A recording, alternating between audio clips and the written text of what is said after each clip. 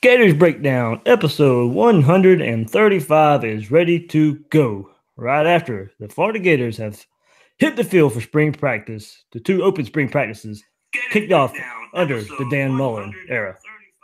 Got a little bit of an echo there. Let me take care of that. Thomas, you hear that? Yep. All right. But there we go. We got it under control now. But yeah, of course. And I asked him there if you could hear it. So you can hear Thomas Goldkamp is joining us here on this episode of Gators Breakdown. Find him at gatorbait.net, 24/7 sports site for the Gators there. Thomas, how you doing? Pretty good. How you doing tonight?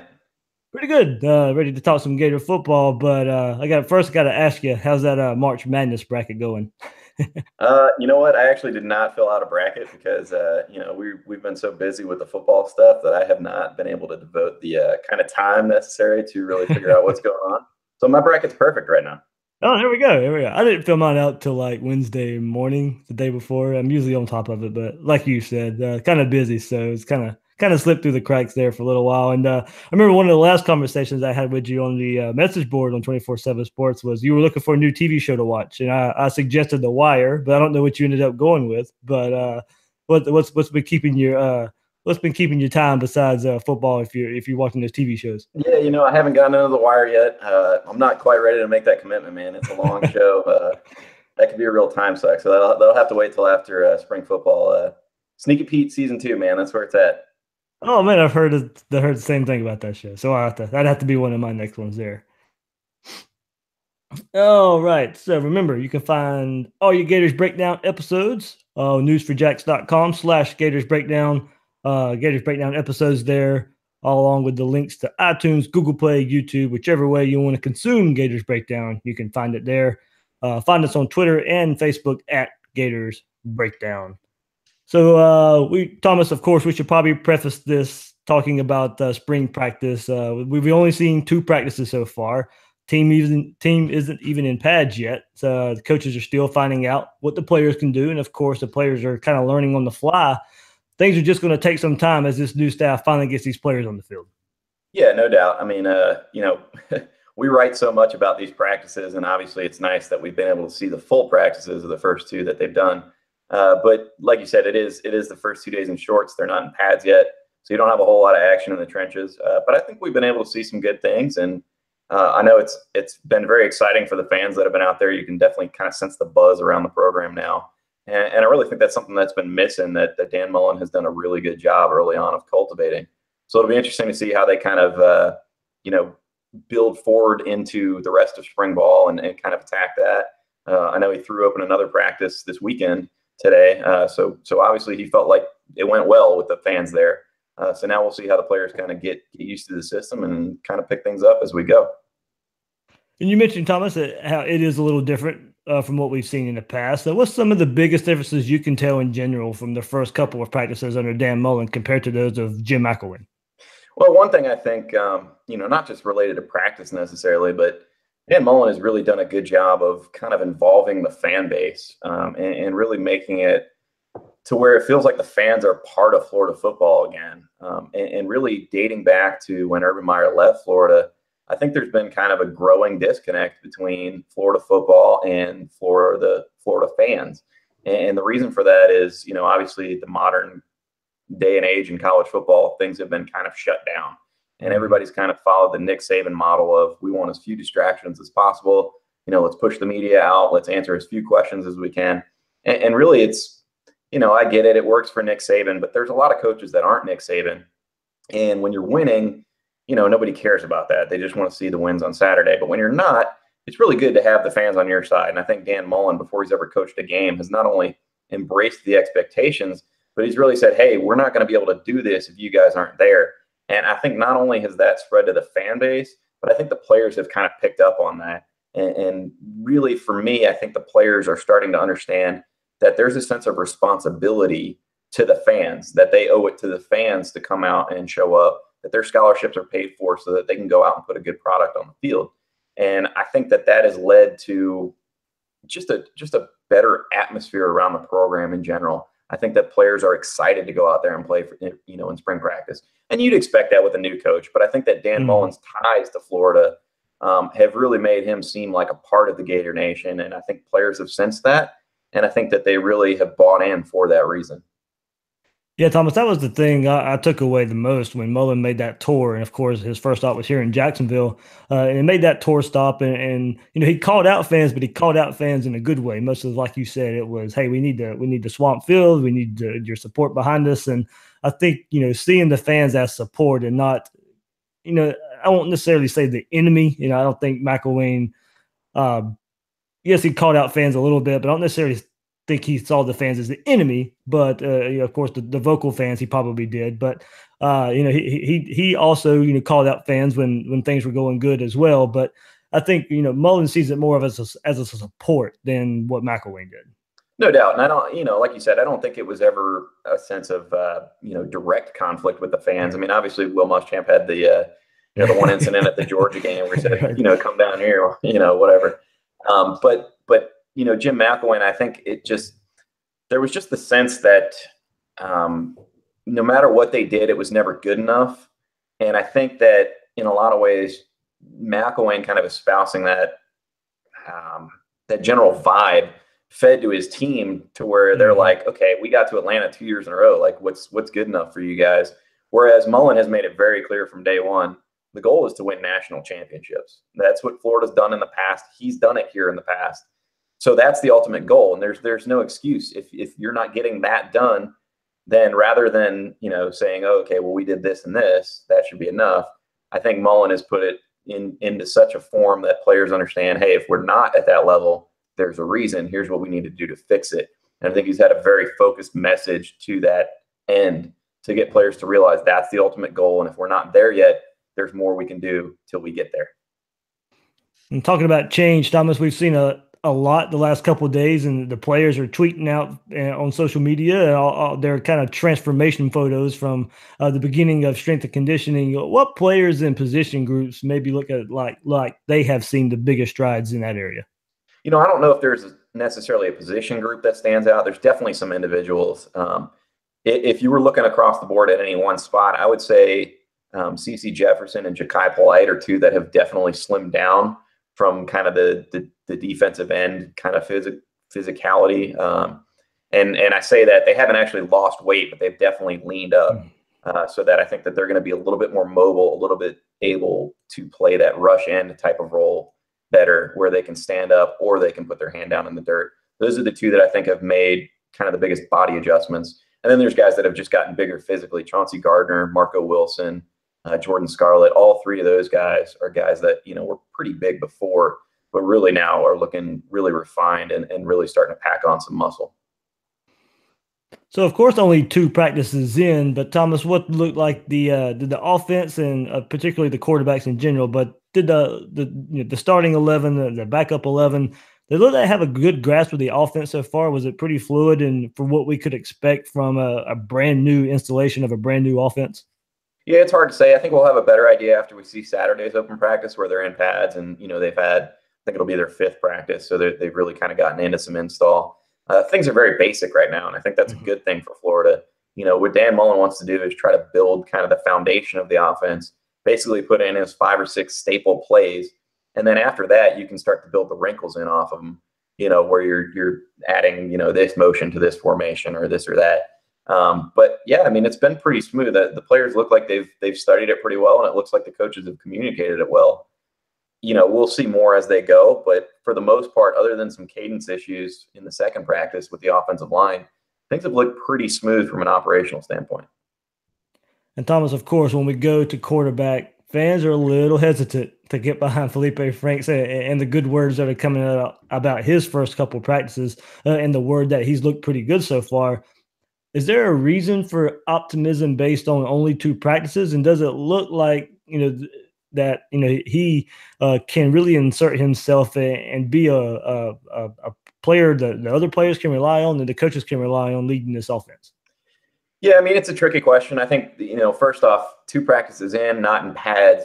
Yeah. You're not really getting a sense for how things are when the live bullets are flying, so to speak. So you should look good in this type of scenario. And I think most of the observations so far have really been based more on accuracy and, ability to kind of throw the football than anything else, because that's really all you're seeing. You're not seeing him having to deal with much of a live pass rush right now. You're not having to see him manage situations necessarily. But he's definitely been the best quarterback so far. He looks really comfortable throwing the football. He's been very accurate for him, which really was an area he kind of struggled as a freshman and a redshirt freshman in the fall practices that we saw in spring practices.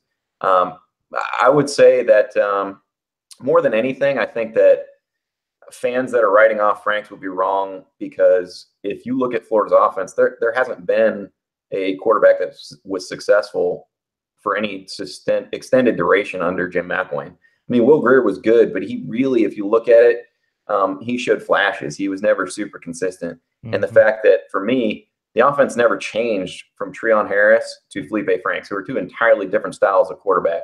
So I think you look at that and you say, okay, well, obviously that last staff didn't put him in a place to succeed. They clearly were not good at adapting to their quarterbacks. They had their system and they stuck to it. So I think in a system like Dan Mullen's, where things are going to be, one, naturally easier on the quarterbacks because of the type of reads that they're making and the way the offense functions, couple that with Dan Mullen's ability to work around different skill sets that he's shown throughout his career, working with all the different types of quarterbacks that he has, I think it's way too early to write off Felipe Franks. I mean, he's clearly got an arm. He's got the ability to run. He may not be the guy that you want to, run 20 times a game, but he can run the ball. So I think more than anything, the questions for me about Franks are more, can he adapt to the mental aspect of the game? Can he do all these things as Dan Mullen keeps adding wrinkles into the offense and still manage things to the point where he doesn't feel overwhelmed, to where he doesn't feel like he's, he starts locking into that first receiver, to where he can really have a comfortable control of the offense to where guys believe in him. That's something we're not going to find out, I don't think, until we get into the fall next, and we're seeing Saturdays in the fall. I don't think spring practice, even the spring game, will necessarily be indicative of kind of what we're going to get out of him. Agree there. And I do think the running game from him and also the running game from those big stable of running backs that Florida has will help Felipe Franks. And that group's led by Jordan Scarlett. It looks to be. Of course, he's the name there, and how he fits back into the team and on the field after not playing last season. I know it's hard to tell, of course, until pads are put on and offensive linemen and defensive linemen can hit and open some holes. But does it look like Scarlett can pick up where he left off in 2016 just from the basics it takes to be a running back? Yeah, no doubt to me. I mean, he looks better physically than I've ever seen him. There was no hesitation whatsoever. Practice one, it was very clear he was the first guy in there getting reps. One of the reporters actually asked Dan Mullen after Friday's practice, if he was worried about the fact that, Scarlett being reintroduced to the team might, upset the chemistry in the running back room, because he's coming in and potentially taking carries from the other guys that were there last year when he wasn't. And Mullen just basically said, look, everybody's going to earn their reps. And, he kind of intimated that, Scarlett's a guy that's going to get some reps. And I think you see that based on the way the reps have been split in practice. He's a guy that can play some football. I mean, nearly a 1,000-yard rusher as a sophomore. He's had another year to really, refine his body. Being away from the old strength staff might not be a terrible thing. So I think he's, going to be ready to roll. I mean, looking at him in the first 2 days of practice, he really doesn't look like he's missed a beat to me.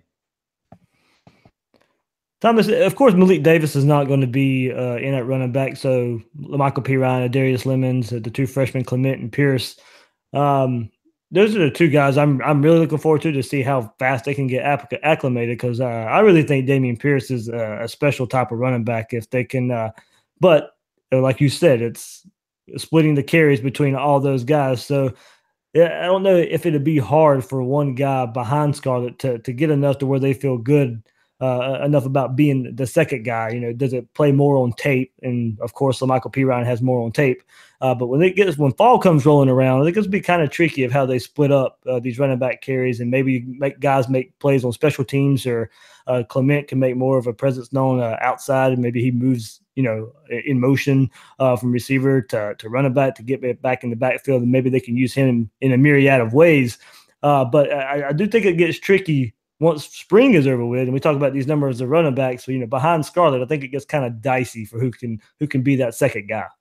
Yeah, maybe. I mean, Florida's loaded at running back. That's no secret. I think you look at those guys, obviously Scarlett and P. Ryan are two pretty quality SEC backs. But, Dan Mullen's a guy that's played a lot of running backs. I mean, if he has guys that are productive, he's going to play them. I think Scarlett will clearly be the number one, but I think P. Ryan is a pretty clear number two at this point. And from there, I think you look at who can kind of earn reps as a third guy. If something should happen to those guys, or one of those guys turns an ankle in a game. And right now it's very early, no pads yet, but I'm really impressed by what we've seen from Pierce. He's got a very aggressive style of running. He tends to get the ball, and he's going downhill quickly. It's funny, actually, running backs coach Greg Knox, one of the things he's really been harping on Pierce the first couple of days is kind of being a little more patient, because he's one of those guys that, man, I'm telling you, he gets the ball and he is downfield in a hurry. And a lot of the drills they're doing, they kind of want the running backs to have a little bit of vision. They run one drill where they're running under gates, and they have to read and react based on where the the assistant moving as a linebacker would is. And Pierce has been so quick that sometimes he's missed that. And so they want him to be a little bit more patient, kind of feel his holes a little bit. But he's a guy that I think can be very productive.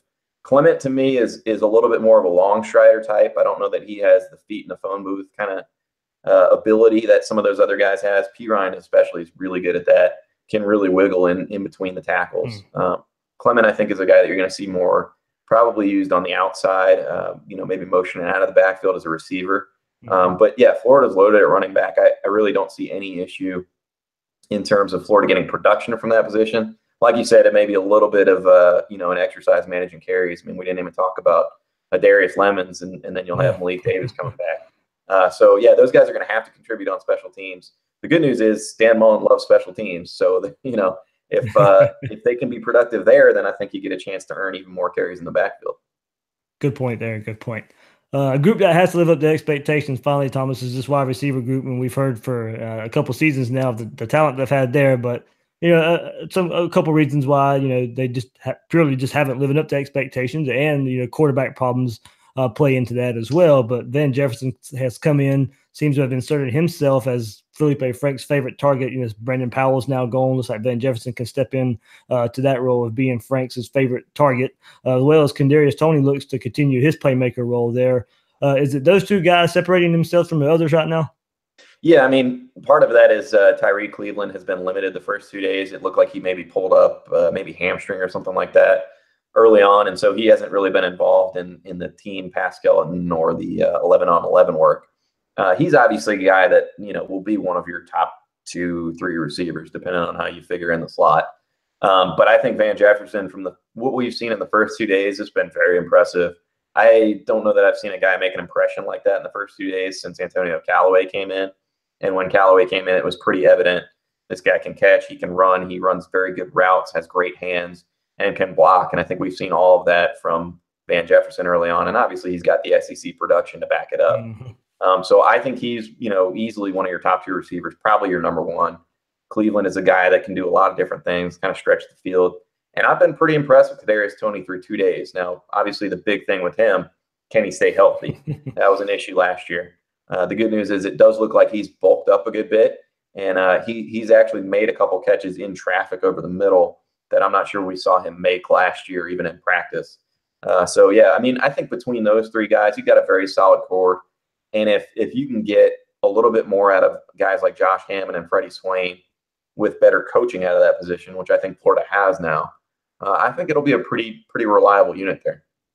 Yeah, Swain and Hammond have been pretty good blockers outside as well in their first couple of years there, especially last year. I remember those guys making some pretty good blocks, and we all remember when Dan Mullen was here back under the offensive coordinator under Urban Meyer, of how important and how big of blocks those wide receivers made. So I think those guys can get on the field a little bit more because of that purpose alone. Yeah, no doubt. Actually, we were talking to Nick Savage, the new director of strength and conditioning, and somebody asked him, kind of who the genetic freaks were on the team. And Freddie Swain was one of the guys he mentioned at receiver. So those guys have a lot of potential. I think we've all seen it. I just think that, the overall system on offense didn't work. So it's really hard to know, were these guys capable of more? Was it poor coaching for the receivers? Was it just the quarterbacks couldn't get it to them? I really expect to see a very different offense in general. And I think anytime you have a coaching change, particularly when you go to a guy that's got a proven system and has proven he can make it work in this league, you have the chance to see a lot of guys maybe surprised that you didn't expect. Right. And before we move on from receiver, Thomas, any update on the eligibility of Jefferson and Grimes? I know Shea Patterson's lawyer came out recently and told CBS Sports that his request to the NCAA is at a standstill when he was the quarterback at Ole Miss. who's now trying to get his eligibility at Michigan. Doesn't seem to be there's much word out there on those two guys right now. No, I would say that, I think Van Jefferson's case will be tied very closely to Patterson. So any developments you see on Patterson probably equally apply to Van Jefferson. As far as Trayvon Grimes, the NCAA actually changed the rule in terms of moving closer to home to help with family hardships a couple years ago. Mm-hmm. Personally, I find it hard to believe that he would be able to get a waiver. Maybe he can, but we haven't heard anything concrete on either of those, so I don't want to step too far out on a limb there. But at this time, Florida's kind of just in wait and see mode on both of those guys. Got you there. Now, the group that absolutely has to improve and show a different mindset, especially this spring, is the offensive line. Thomas, how are those guys lining up right now? And this group will be behind in learning the new offense and translating that into on-field production right now as the spring goes on. They'll get better as the spring goes on, you would imagine. I think this is the group that will probably take the most time in coming around and learning the new offense. So how are they lining up right now, and have they showed anything in the first couple of practice that shows some promise? Well, they're lining up the same way that they have been. Okay. Martez Ivy at left tackle, Tyler Jordan at left guard, TJ McCoy at center, Fred Johnson at right guard, and Juwan Taylor at right tackle. So the line's pretty much the same. Obviously, Brett Heggie's missing the spring because of his knee injury, and you would expect that at some point he would push back into the starting lineup. But for now, those are the five. It's been pretty consistent through the first two practices. Nobody's shifted into that first team unit yet. I would say, it's like I said, it's hard not having seen them in pads yet. Right, especially for this group. I don't notice any major changes, to be honest with you, in terms of how they're handling the defensive line. I think the defensive line has had a clear upper hand through the first 2 days.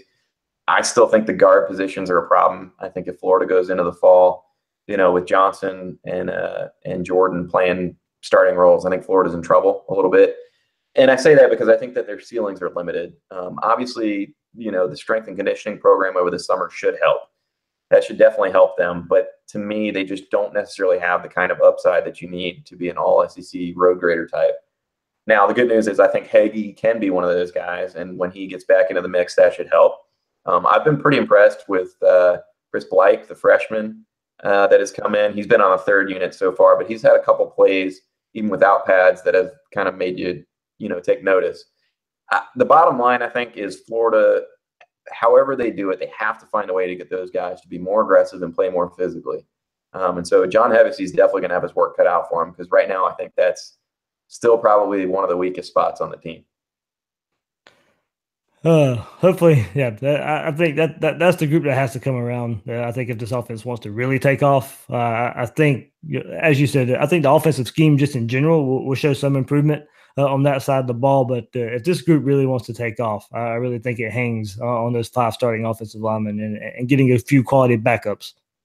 Yeah, there's no doubt about it. I mean, Dan Mullen's system at the end of the day is based on the power run. Yeah. Whether you have a Tim Tebow that's able to help with that as an extra option as a power runner, from the quarterback spot.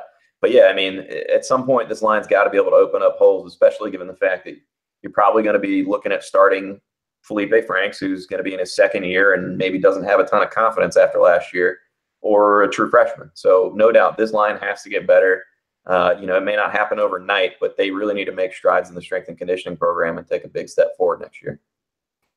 Thomas Goldkamp of 247sportsgatorbait.net joining me here on Gators Breakdown as we now shift to the other side of the ball, focus on the defense. And Thomas, we've heard so much talk about the 3-4 defensive alignment under Todd Grantham, but that wasn't all we necessarily saw at these first couple of practices and how the defense lined up. Yeah, no, I think it's a 3-4 system, but a lot of times, people talk about 3-4. What they're really talking about is a 2-gap scheme, where basically all three linemen up front are responsible for being able to decide on either gap and read and react on the fly. Florida's 3-4 system is not going to be that. The only guy that's going to be responsible for 2 gaps routinely is going to be the nose tackle. And even at times, Florida will play defensive alignments to where he's not necessarily responsible for 2. So what that does is it really lessens the burden on, those defensive tackle / defensive end types that are on the outside of the nose. And those guys are able to kind of lock in a little bit more and have more clearly defined assignments. So it's a little bit easier to pick up. I think what you'll see, or at least what we've seen from the first 2 days of Florida, they're going to be a little bit more in nickel or 3-3-5 type looks probably than a base 3-4 or base 4-3. I think that Florida's personnel right now really lends to that. Mm-hmm. They feel pretty good about the defensive backs they have. They even have a couple linebacker / safety types, that are in the smaller mold. That's kind of what Randy Shannon recruited. They're smaller, faster. Whereas a prototypical 2-gap 3-4, you're looking at big linebackers, really big defensive linemen. I just don't think Florida has the personnel to run that as a routine system. So you're going to see CeCe Jefferson and Ja'Kai Polite with their hand in the dirt at times.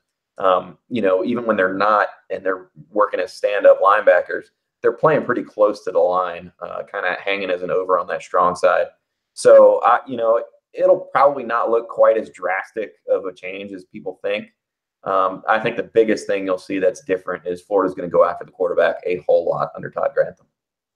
Yeah, that's what I'm waiting on to see. It's just the overall aggressive, not necessarily, 3-4, 4-3, whatever it is, 3-3-5, like you said. I think at points, Todd Grantham's just going to be bringing numbers and getting to that quarterback.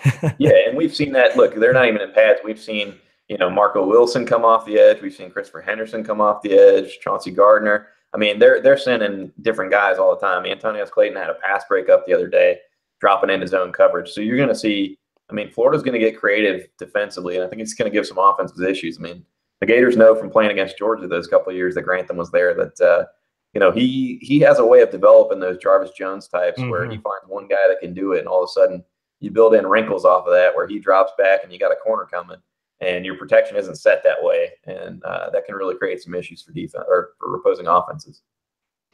Thomas, after the second practice, it looked like the defensive line could boast. They have some options. What are the young guys, especially the two guys I want to single out here, Slayton and Conliffe, are looking like they can take a step forward? And is there any more clarity on how some of those guys are lining up at the defensive end and outside linebacker? You kind of mentioned how CeCe, even though if he's standing, he might still be closer to the line. What are some of the other defensive ends that we think of that were behind CeCe Jefferson? Are they also getting shots at outside linebacker as well?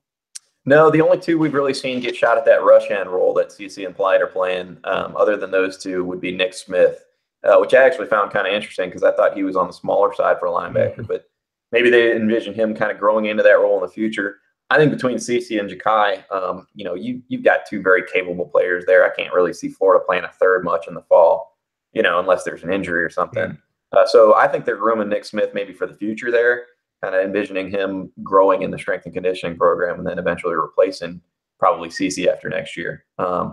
In terms of the other guys and how they're lining up, I was actually a little surprised. I would have figured that Slayton would be in kind of at the nose tackle position and Conliffe would be more at the other defensive tackle in between the rush end and the nose. They've flipped that. So Slayton's playing in between nose and that rush end, and Conliffe is playing in the middle. That could be because they like Conliffe's burst, as a disruptive guy. And if you've got that disruptive guy in the middle, suddenly your edge rusher, coming off has a different angle, so to speak. But that's kind of where they've lined up. Zach Carter and Jabari Zuniga have been that kind of weak side defensive end right now, the little bit smaller, but kind of on the opposite side of that rush end. I think the one position that worries me the most, Thomas, is inside at linebacker. David Reese, of course, the most consistent guy, over 100 tackles last year, of course. But the other guys who they ended 2016 well, has disappointing 2017s. The guys like Deshaun Joseph there. I'm not sure he has the size and ability to stick inside. Reese, I don't worry too much about, but I do worry about his speed there at times. But I think he can hold his own. But it's the other guys that I worry about at inside linebacker. Yeah, I think Reese will be fine. I think if anything in this defense, he'll be asked a little bit less to play sideline to sideline. We've seen it happen once or twice in the first two practices where he was kind of in pursuit and maybe wasn't quite quick enough to get out there. But I think once Florida's coaches see that on tape, they'll be able to call the defense such that he's really going to be between the tackles kind of guy. And I think he's going to thrive in that role because he's a very sound tackler and he's very gap sound. So I think he's a guy that will probably run up a ton of tackles in this system. I think the other spot will be a little bit up for grabs. Beauchamp's the guy that's there right now. Obviously, he has some striking ability that they probably really like. Is the guy that can probably force some turnovers from that position. But even in the first couple of days, we've seen kind of that same over aggressiveness where he gets in trouble because he's too quick to jump to the ball and gets himself out of a gap, and then suddenly you got a hole up the middle. I think he can be coached out of that. It's usually something you can coach guys around. But I would be looking for Ventrell Miller to potentially make a move this spring. I've been pretty impressed with what we've seen from him the first 2 days. He would be a guy that has a little bit more size and can kind of stick in there. I think he's a guy that you keep an eye on this spring. If we move to defensive back, it was Mullen last week, did say in his pre-spring press conference or when they were kicking practice off a couple of days before that, we'd be seeing Chauncey Gardner-Johnson at safety. We've seen him more in the nickelback position. Do you see it staying that way, or is it just something, just the way they're trying things out these first couple early practices? I think they're going to fill it out. A lot of times what you'll see coaches do is they'll play a guy at a spot that they want to at least try him at, and they'll do it for half the spring, and then they'll switch. So it'll be interesting to see after, practice 6, 7, 8, where Gardner-Johnson's lined up. I personally don't like him as much at nickel as I do at free safety. Same here. I think that, he's a guy that has so much speed and natural instinct that if you put him back at free safety and kind of let him play that one high role at times, he'll really thrive, especially with a system that's designed to get after the quarterback. I just don't see him necessarily as a guy that you want covering slot receivers or even tight ends. I just don't think that's his strength. But we'll see. He's been there the first 2 days and haven't really noticed him getting beat, so that's a good thing. I think part of that equation will come down to how Brad Stewart looks, because he's been the starting safety along with Juwan Taylor. If Stewart plays well and they like him in that free safety role, then potentially you do stick with Chauncey Gardner at the nickel spot. But I think all those guys are going to move a good bit. I don't think anything in the back end right now is set in stone. I do think Florida needs to develop some depth both at corner and safety. And that's got to be a major priority this spring, is finding out who can start to help in those backup roles. And, of course, spring practice is a time for young guys to get noticed as well. And Amari Burney, Trey Dean looked like they came out firing right away. Looks like what we saw is the ceiling on those two could be pretty high. Yeah, I think the one thing, a lot of times when these freshman guys come in, especially the corners, you'll see them get beat some. I mean, they're not used to consistently going every snap against a guy that is an elite athlete like they are. So we've seen that a little bit with Trey Dean. He's gotten burned a couple times. I remember one deep ball he got on Saturday thrown against him for a real nice long completion at Trayvon Grimes. But he's also made a lot of plays breaking up passes, and that's kind of what you like to see as a freshman, because eventually, the more they get used to it, those end up becoming more of the plays that they're making rather than the ones they're giving up. So I've been pretty encouraged with Dean. I think he's clearly got higher upside than some of the other guys at corner that have played backup roles to this point that might be ahead of him right now on the depth chart. So I would think he would move up pretty quickly. As far as Burney, I think it's a little bit early. He had 2 picks in the first practice, but both of them were kind of poorly thrown balls, to say the least.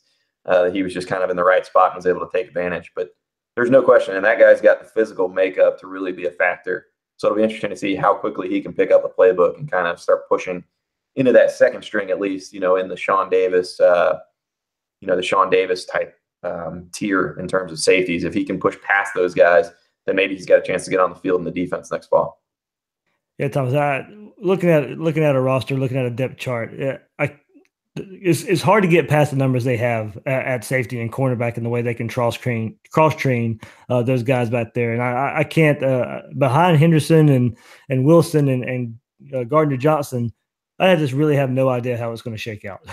Yeah, well, the good news is that I think that they've brought in a good number of bodies. Now, that'll have to be a focus again in this next recruiting class, but I think you've got enough numbers that you can make it work across the board. I don't know that they're necessarily deep. Part of the problem is, you got a lot of numbers, but some of the guys probably aren't going to really contribute at the level Florida needs.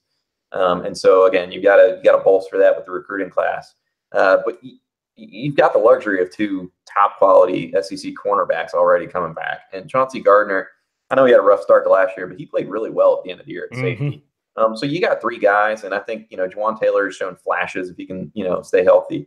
I think they've got the potential to be really good. And again, I think the fact that, through 2 days, all we've really seen Florida run is nickel is probably indicative of the fact that the coaches like their defensive backs better than their linebackers right now. Couple more thoughts here from Thomas before we let him go. Thomas, one of the big things I noticed, and I tweeted it out, I couldn't let it go by without tweeting it, was noticing having starters and having speed on special teams, and especially when they were working on the punt block. You saw Tony, Henderson, Massey, all out there were working on that unit. Dan Mullen is definitely making special teams a priority.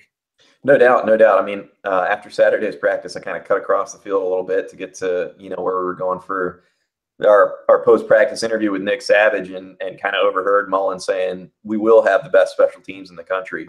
And that was his whole message after Saturday's practice. It was all about special teams. It was clear that they put a ton of focus into that in Saturday's practice, doing those punt block drills and whatnot.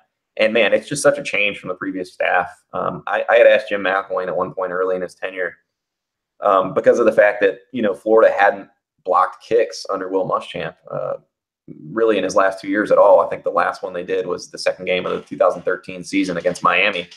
So I asked Jim McElwain, what are you going to do to try to, emphasize special teams or whatever? And at some point he made a comment that, when he was an assistant coming up through the ranks, the assistant coaches used to all fight over who would get tagged with the special teams coordinator role, meaning none of them wanted it. And so it was just this weird, lack of emphasis on special teams. He clearly thought it was, a chore more so than an opportunity. And, man, that just being here for the Urban Meyer years could not be more of a polar opposite. And clearly Dan Mullen wants to get back to that. I think he saw exactly what it did for Florida. I mean, it changed a lot of games for Florida under Urban Meyer. I'll never forget that Kentucky game in 2008, where they blocked 3 kicks and, took a couple of them to the house. It just provides so much energy and momentum for your team. And Dan Mullen has really stressed that. And he's made it to where I think the players realize, if they're not contributing in there, they can forget about getting on the field on offense or defense.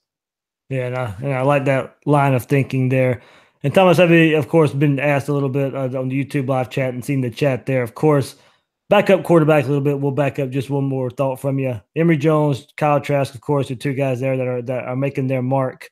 We've seen Emory Jones use his legs a little bit. Kyle Trask, of course, be a little more accurate than Emory Jones so far. But if it continues to play out like it is, do you still see does Trask get playing time over Emory Jones, or would it be the Emory Jones shows with him using his legs as the backup guy? Yeah, I think Florida will definitely use Emory Jones next fall. I don't think there's any question. I think especially the way the schedule sets up for both 2018 and 2019, you're going to want to get him snaps and get him some experience. So at the very least, you have an experienced backup. To me, Franks and Trask are not different enough skill set wise to where you would bring out Franks to play Trask necessarily.